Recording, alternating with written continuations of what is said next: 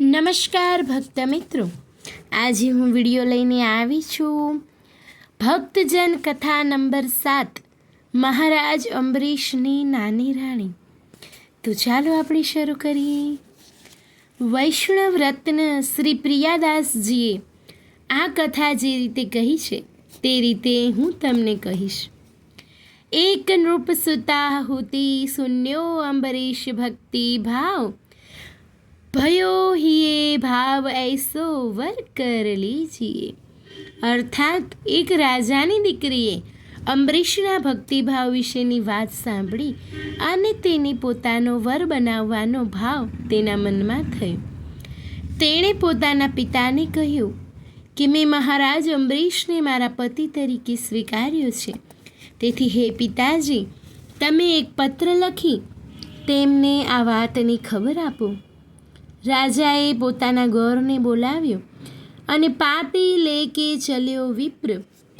ગોર રાજાનો પત્ર લઈ અંબરીશ પાસે ત્વરાથી પહોંચી ગયો.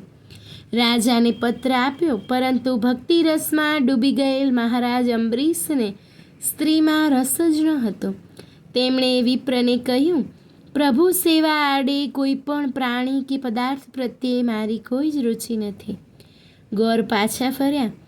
નૃપસુતાને રાજાનો સંદેશો કહી સંભળાવ્યો. રાજકુમારી પણ ભક્તિરસમાં ડૂબી ગયેલ હતી. તેણે વિચાર્યું, અંબરીશ બડો ધર્મજ્ઞ રાજા છે. તેને સ્ત્રીનો લોભ નથી એ સાચું છે, પરંતુ સ્ત્રીની સહાયતા વગર સેવા પૂર્ણતઃ કરી ન શકાય. તે માટે મારે રાજાના મન ઉપર વાત ઠસાવી છે. હું તેને મારી ભક્તિથી રીઝાવી લઈશ.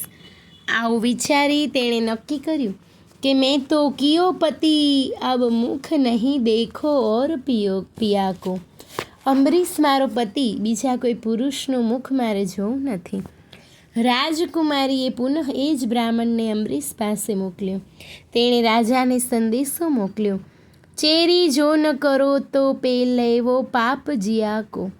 અર્થાત, જો આપ મને આપની દાસી નહીં બનાવી લો તો તમને સ્ત્રી હત્યાનું પાપ લાગશે. બ્રાહ્મણે અંબરીશ પાસે જઈને રાજકુમારીનો સંદેશો તેમને સંભળાવ્યો. હવે શું થાય?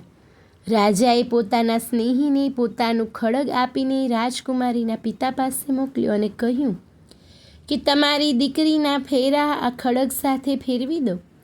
અને રાજકુમારીના લગ્ન મહારાજ અંબરીશ સાથે આવી રીતે થયા. પછી તો નવ દુલ્હન કોડે ભરી પિયુ સદનમાં પહોંચી ગઈ. રાજાએ આજ્ઞા કરી, રાણીને નવા મહેલમાં ઉતારો આપ્યો. બધા સુખના સાધનો આપો. તેમના સુખમાં કમી ન રહે તેવી વ્યવસ્થા કરો. રાજાએ એવું સમજીને મન મનાવી લીધું કે પૂર્વજન્મમાં આ રાજકુમારી સાથે મારો કશો ભક્તિભાવનો સંબંધ હશે. તેથી આ જન્મમાં મારો તેની સાથેનો સંબંધ થયો છે. રાતે રાજા નવવધૂના મહેલમાં ગયો. તેણે શું જોયું?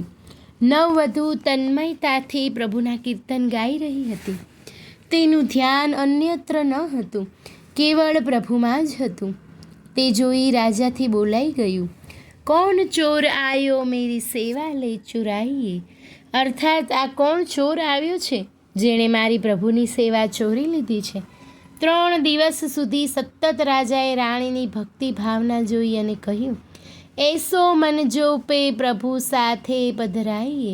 અર્થાત, આનું મન એવું છે કે જે પ્રભુ સેવામાં પરોવાઈ ગયું છે. તેથી હવે પ્રભુ સેવા તેના માથે પધરાવવી યોગ્ય છે. અંબરીશે રાણીના માથે પ્રભુ સેવા પધરાવી. રાણીએ સેવા કરી. અનન્ય ભાવે ચિત્ત પ્રભુમાં લગાવવા સેવા કરી. તે પ્રભુના શિંગાર કરતી અને પ્રભુનું ભુવન મનોહર સ્વરૂપ એક ધ્યાને જોયા કરતી. તે જોઈને હર્ષાવેશમાં આવી તેના નયનોમાંથી અશ્રુનો પ્રવાહ વહી નીકળતો હતો. એક દિવસ રાજા તેના મંદિરે પધાર્યા.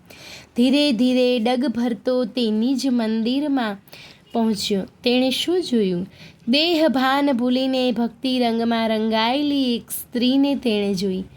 તેના નયનોમાંથી વહેતા સતત પ્રેમાશ્રુના પ્રવાહને તેણે જોયો.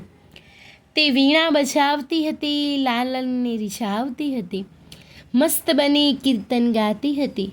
રાજાએ કહ્યું, ધન્ય આ ઘડી પણ છે, ધન્ય આ સ્ત્રી રત્ન છે, ધન્ય છે એની ભક્તિને. તેનાથી બહાર ઊભા ન રહેવાયું. તેનું મન લલચાયું. તે રાણીની પાસે પહોંચી ગયો.